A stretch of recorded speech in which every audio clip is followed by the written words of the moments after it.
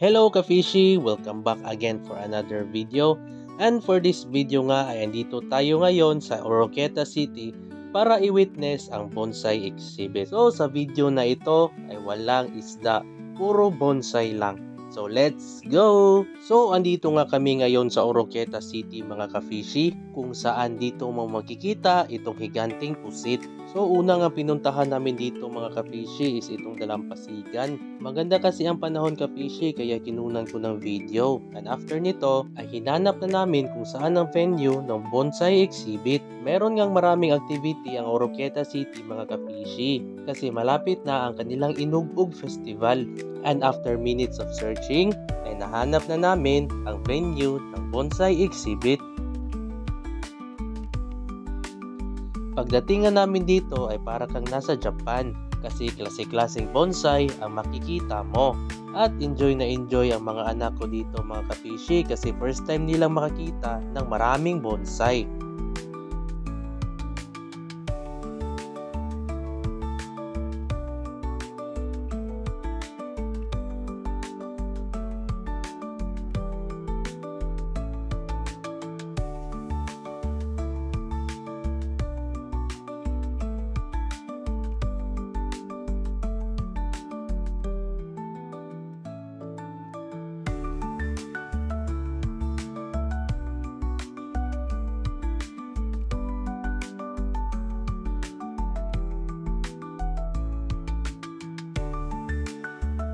O diba ka-fishy? Ang ganda ng mga bonsai no?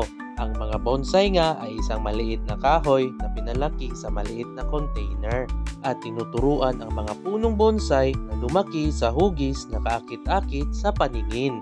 Eh boss, paano turuan ng bonsai? Kahoy yan. So ganito turuan ng bonsai ka-fishy no? Using the wiring method. Kinuhulma ng may-ari ang bonsai hanggang makuha ang desired form. At ito ay napaka-time consuming. To be honest lang no, gustong-gusto ko talaga mag-bonsai. Pero ang hirap na talaga isiksik sa schedules. Kaya hanggang tingin na lang ako.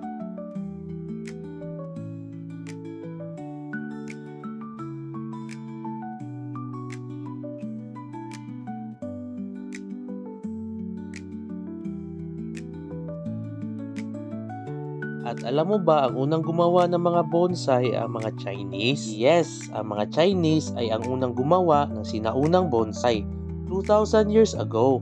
And it was believed by some to hold mystical powers. Pwede kayang mag-wish dito sa bonsai? Hindi, joke lang.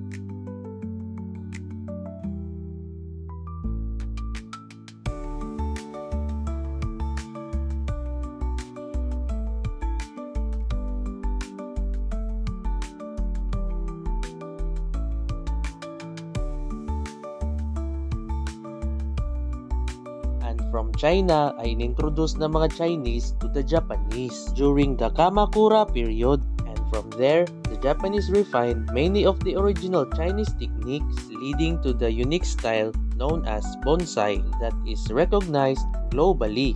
For short, ginawang art at na-perfect ng Japanese ang bonsai.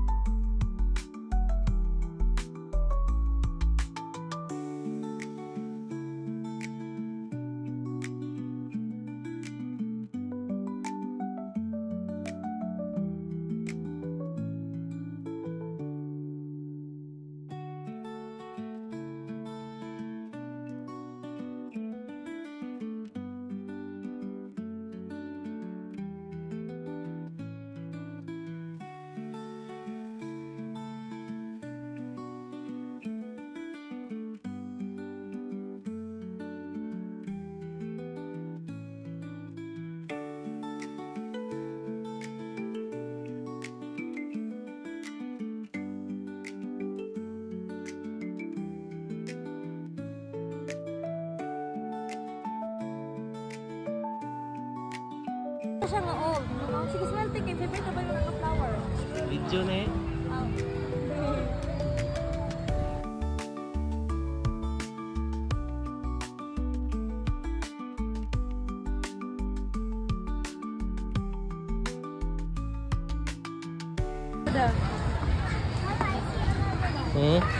May crocodile. I see another one.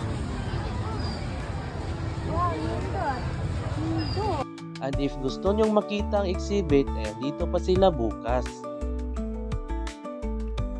So yun lang muna for this video at kita-kits for another video ka-fishy. Peace out.